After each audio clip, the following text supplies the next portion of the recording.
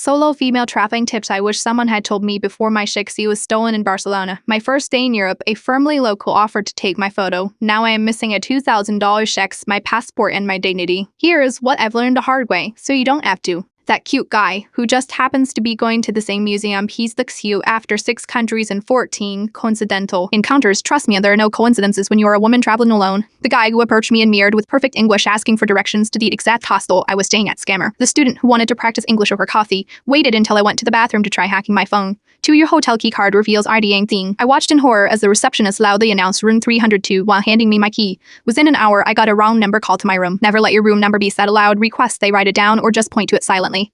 3. The bathroom trick saved me in Paris. When someone's following you, and they will, walk into a busy Mr. Order, something small, use the bathroom, and leave through another exit if possible. The stalker in the black jacket who followed me for 6 blocks disappeared when I did this at a garou near the Louvre 4. If someone bumps into you in a crowd, immediately check your belongings. That drunk guy who stumbled into me on the Barcelona metro, routine pickpocket. I felt the bunk, but was too embarrassed to make a scene. 2 stops later, I realized my entire text was gone. 5. Those pretty vacation photos you are posting. You are creating a real-time map for strangers. I posted a sunset pic from my Athens hotel balcony with the caption, home for the next 3 days.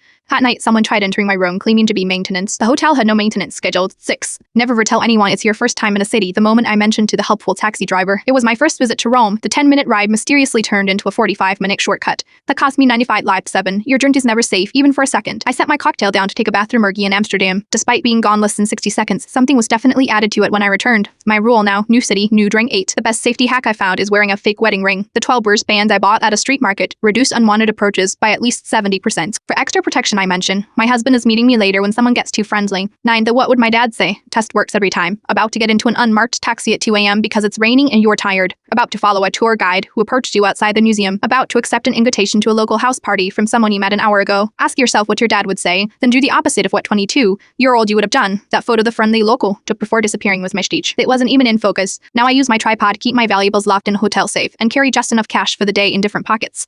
Most importantly, I've learned that travel street smarts aren't about paranoia buzz. They're about freedom. With boundaries and awareness, I visited 17 countries solo without another incident.